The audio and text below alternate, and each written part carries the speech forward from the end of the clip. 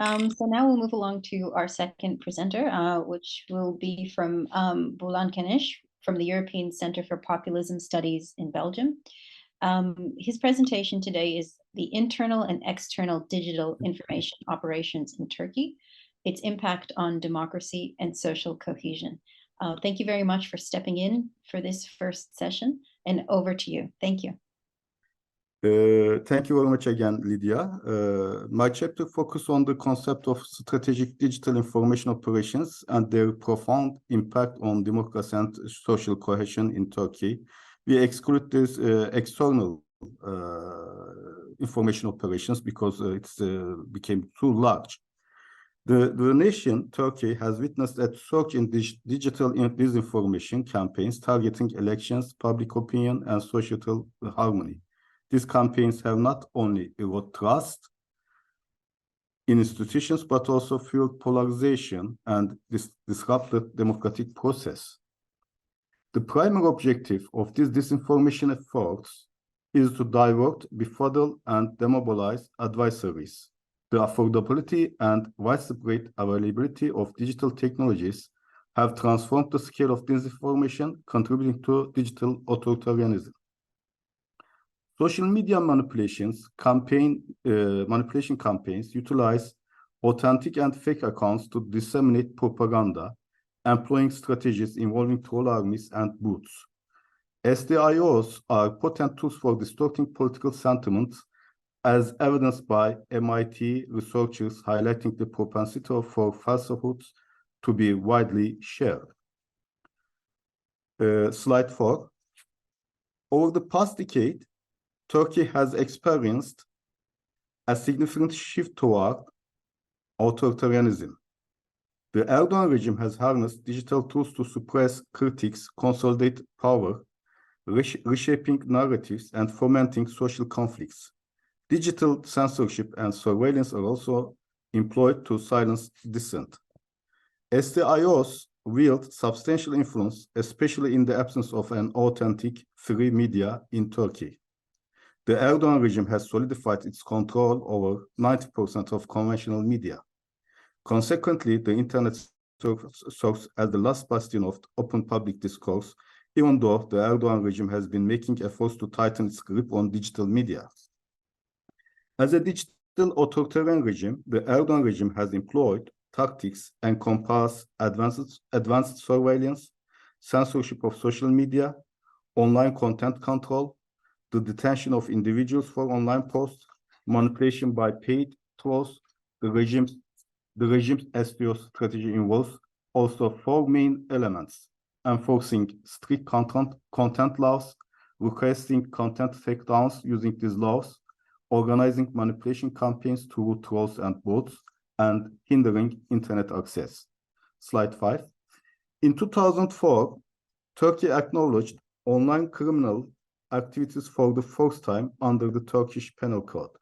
Online content regulations have evolved significantly over the years. Since 2013, use of laws has been especially expanded to target online content. Civil rights and freedoms have faced mounting restrictions under the banners of national security, public order, and public safety. Following the coup attempt in 2016, the regime further tightened its control over the internet and escalated its social media control measures. It has submitted the highest volume of removal requests to social media companies. Slide 6, please. Much like other authoritarian governments, the Erdogan regime employs cyber-enabled information campaigns to propagate false narratives and conceal human rights violations, misconduct, and corruption. The regime has a history of employing trolls to target government critics, particularly on Twitter or X. During 2013 Gezi Park protests, Turkish citizens turned to Twitter as their primary news source due to extensive media censorship. In response, 6,000 trolls were employed to disseminate pro-government content on social media. In June 2020, Twitter disclosed over 7,000 accounts were associated with the ruling party. AKP-linked accounts even explicitly mention their allegiance to the party and the state by using hashtags like National Following Center, National Accounts Side by Side, and National Accounts Here. Troll activity especially surged during the election periods, when Erdogan stated that if our nation says enough, then we would step aside. Then a widespread online movement calling for Erdogan's resignations emerged, using the hashtag enough. In response, both activities surged to promote the counter hashtag on words. Slide 7. While boots are a global concern, Turkey stands out as one of the most heavily affected nations. Boots are extensively used by Erdogan regime. Their primary objectives include amplifying regime propaganda, countering anti-regime narratives, and creating a deceptive impression of grassroots support through astroturfing. According to a survey, 212,000 boots generated 29,000 fake trends between 2015 and 2022, accounting for as much as 52% of daily trending topics. The Erdogan regime's domestic and global information operations also include the recruitment of the hackers. The regime has established a white-hat hacker team, which has also been utilized offensively to silence regime critics. The critical media outlets, including private Cihan News Agency, known for its accurate and swift reporting of election results since the mid-1990s, faced a significant cyber attack during the local elections in 2014 and the general elections in 2015. Starting from 2009, Erdoganist hackers targeted Western countries whose politicians expressed anti-Islamic views or criticized Turkey. For instance, in 2017, thousands of Twitter accounts, including Forbes, Amnesty International, and BBC, were compromised. They posted a Turkish message with hashtags like Nazi Germany, Nazi Netherlands, Ottoman Slav, and referenced an upcoming referendum related to President Erdogan. In January 2023, a Turkish hacker group known as Turkish Hack Team initiated cyber attacks targeting Swedish authorities and banks, demonstrating the Erdogan regime's keen interest in hacking endeavors. An annual event known as Hack Istanbul has been hosted in Turkey since 2018. Slide 8. Moreover, internet shutdowns and throttling have been extensively employed by Erdogan regime as tactics of digital repression. Especially after the 2016 coup attempt, the regime escalated its crackdown on websites and online platforms linked to the Gülen movement, Gezi protests, and corruption allegations. Slide 9. On the other hand, SDIOs blend historical grievances and religious beliefs to enhance the impact of their narratives. Erdogan regime also constructs and employs national myths. Moreover, the regime disseminates victimhood narratives grounded in conspiracy theories to legitimize their rule. These narratives positioned Erdogan as the only defender of the nation and national will against both internal and external adversaries. The cult of personality surrounding Erdogan is also one of the reasons why he appears immune to allegations of oppression, fraud, and corruption. This cult has grown as much as referring to him as Turkey's eternal president forever, recognizing him as the caliph, or attributing godlike qualities to him. Some of the hashtags related to this personality cult in social media are: "We are Erdogan," "We love Erdogan," "The Last Warrior Erdogan," "Erdogan is the leader of the world," "Braveheart Erdogan," "I trust to Erdogan," "Erdogan is our honor," "World leader," "With Erdogan until death," and "We are together with Erdogan." The Erdogan regime also uses a series of narratives by employing hashtags including New Turkey, Rising Turkey, and Turkish Century, And these narratives are infused with ideological, cultural, and normative components, serving the regime's hegemonic struggle against the political and cultural elites of old Turkey. Troll accounts have gained significant expertise in managing public discontent, growing disillusionment over economic crisis, and other social concerns. They employed hashtags like "You will not succeed in toppling Erdogan" and "Countdown for Great Turkey," despite all odds. Meanwhile, the regime increasingly promotes nativism and nationalism, leading to a narrow definition of us versus them. This gained momentum after the 2015 elections, notably with the slogan and hashtag "local and national." The Erdogan regime also leveraged issues in Turkey's high politics to gain domestic political advantage. One of these narratives centers around the hashtag "world is bigger than 5" to criticize the current world order and UN structure. Slide 10.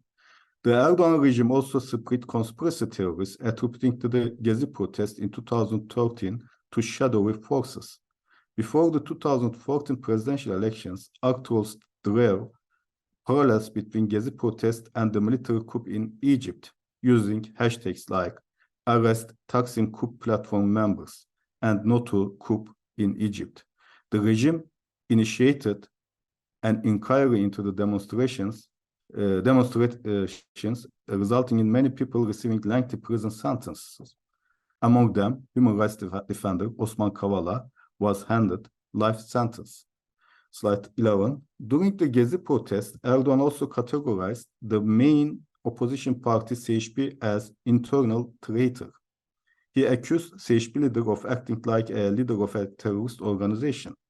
In 2014, a campaign organized by actors promoted two hashtags: "Turkey is better with Erdogan," with reference to the development, growth, and democracy, and another hashtag, "Shame for Turkey, CHP," with references to massacres, coup, restrictions.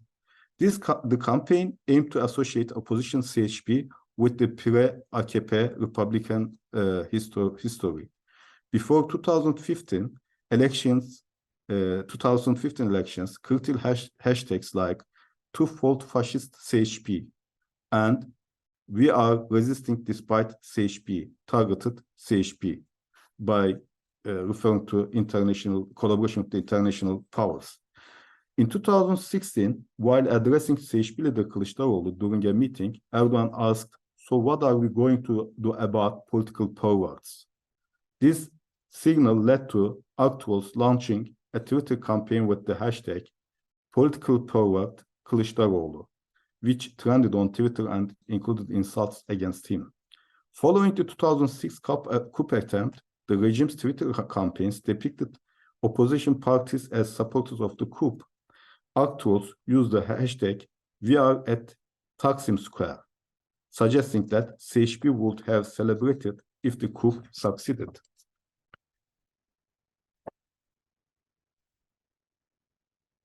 Furthermore, during the 2019 local elections, actors used hashtags like "PKK members among CHP and İYİ Party," implying connections between CHP and outlawed PKK, and "CHP PKK'nın izinde" in Turkish, insinuating that CHP was following in the footsteps of outlawed PKK.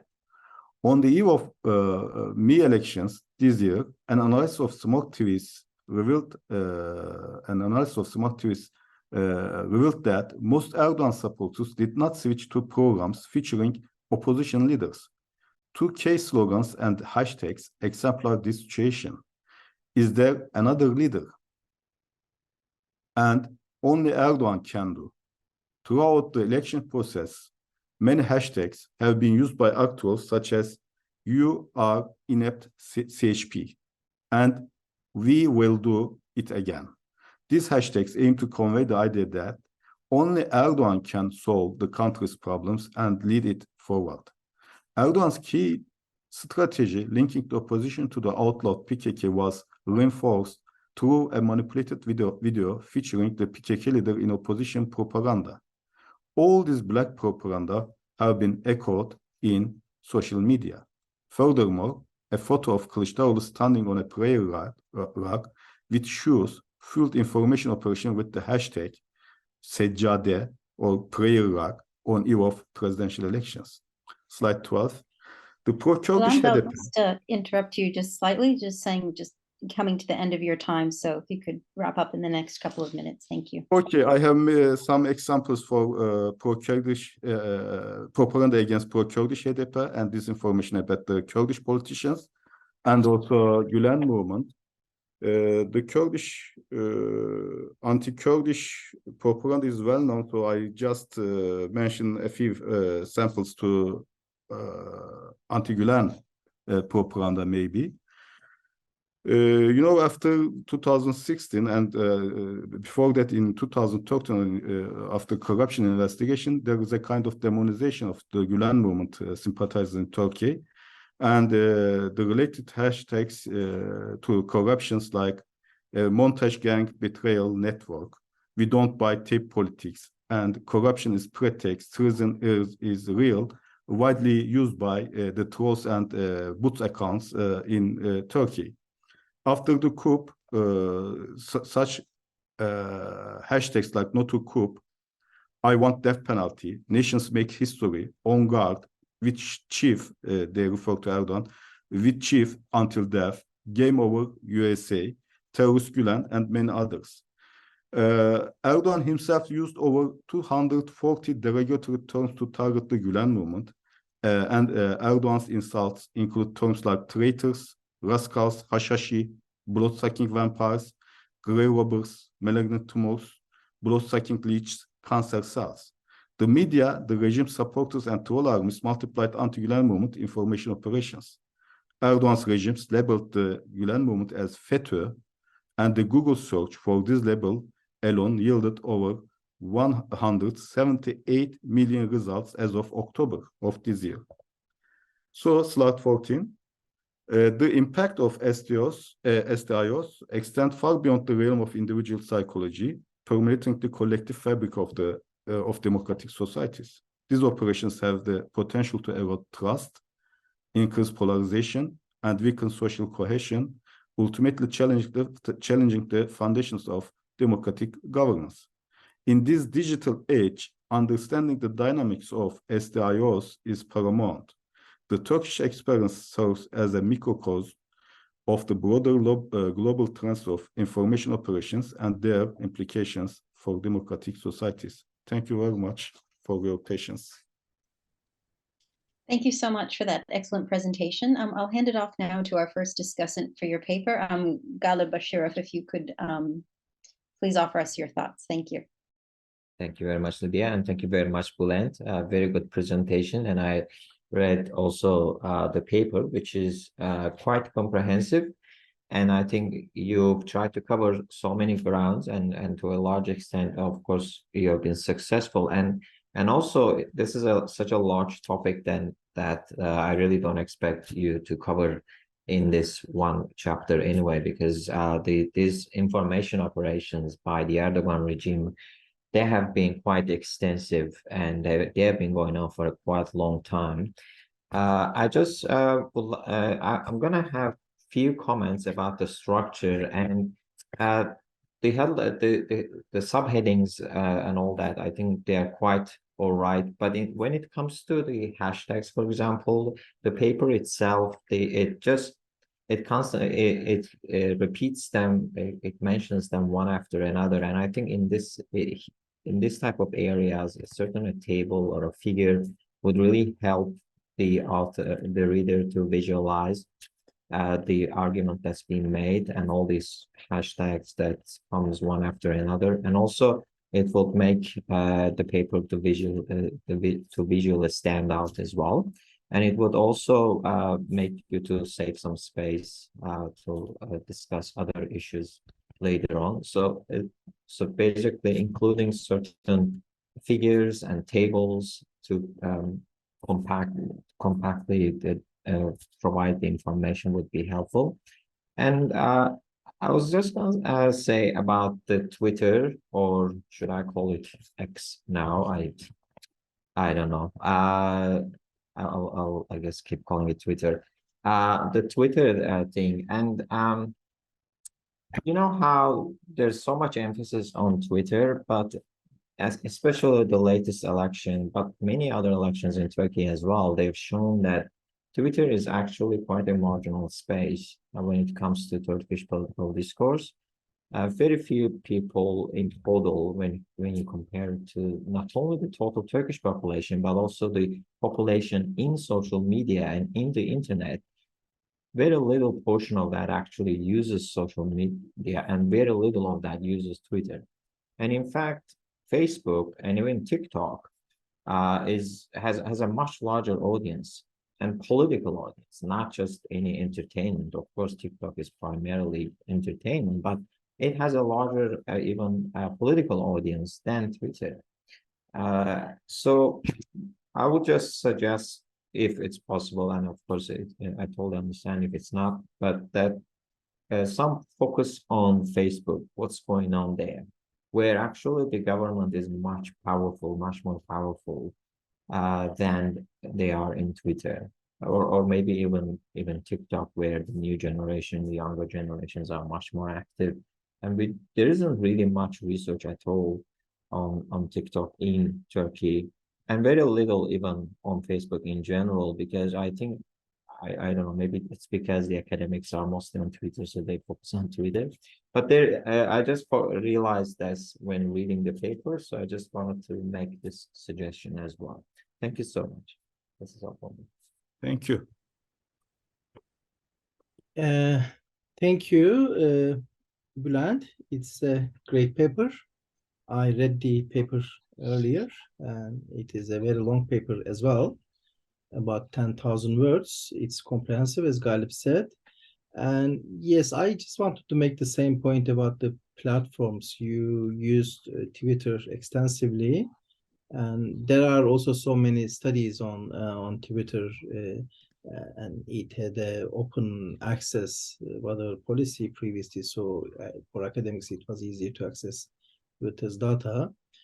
So there are many studies, but as Galib said, Facebook is a huge thing in Turkey, everywhere actually, but especially in Turkey among the AKP supporters and so on, and also other platforms, TikTok, YouTube videos, Instagram, and I wonder if this could be a direction you might want to take. Your paper is already comprehensive, so I'm not saying that you must do this is a deficiency, but if you want to expand your work, this could be a direction that you can take, looking at different platforms and how they do it there. Differences in Instagram, for instance, is it more visual politics there? In YouTube, more maybe songs, and we know that AKP is great when it comes to songs and all these emotional things and visual performances and so on. Are they doing it there? And also fabricating or manipulating videos and images of the opposition leaders and showing them as devil doing terrible things. So this could be an angle that we may take. And you mentioned trolls and bots and what do they do, the hashtags, but there could be also some variety other than hashtags. What else they do, how do they operate? And yes, they keep spreading this hashtag so that it becomes a world trend and trend in Turkey, everybody sees their message. But then how do they organize? Are they any networking activity? Does one person have 10 accounts, and how do they do it? How do they react to each other? So more about this mechanism and dynamics of these operations for both bots and also trolls could be helpful in your analysis. And another angle that you can take, that you don't have to, how the opposition, where is opposition in this? Because you focused on the government operations, and which is fair enough. You don't have to do more, but maybe you might want an angle on the opposition actors. How are they reacting to it? But also, how are they doing it? Are they doing it as well? Do they have their own information and disinformation operations? and also civil society actors, in addition to the political parties. And you may also want to add fact-checking operations. Actually, this is a big thing in Turkey, and I don't think anyone else has studied it. So fact-checking has become a thing, and then the government simply hijacked it. They have their own fact-checking things, and they are spreading misinformation and disinformation via fact-checking accounts. And many people think that oh, they are actually confirming, corroborating, and verifying if it is actually. They don't know that they are operated by the government. So this has been an arena of contestation. There are, I don't know, more than 10 different fact-checking accounts and so on. And also polling. This is also a big thing in Turkey. So during election season, there are more than 40 different polling companies. A healthy economy cannot sustain so many polling companies. In the democratic world, you don't have too many, and Turkey is not a rich country. So it's obvious that they are there for propaganda, so that they just disseminate the message that the AKP will win it anyway, so you don't need to bother going to the polls and so on. So this can be also included. The polling is another issue, but how do they use this in the digital realm, in the cyberspace? This could be an angle. And another aspect that you may want to look at, that the international cooperation. How is Turkey learning from Russia? And you have something on this in the full paper. You didn't mention it here. Russia, Israel, from democratic countries as well. They are important technology, surveilling technologies, hijacking people's phones and listening to them and so on. So this could be another angle. Thank you. Thank you so much, Ihsan. And I think your comments, as well as Galib's kind of point to, especially trying to obtain data and analyze data across platforms, talk to that kind of perennial problem of data access. With Facebook, the crowd tangle function is now gone, something that a lot of researchers relied on. So it makes it much more difficult, I think, for researchers to both access and analyze data, and something we should probably be all collectively pushing for. But it's certainly a good point that we have to look at very different platforms and how they're used.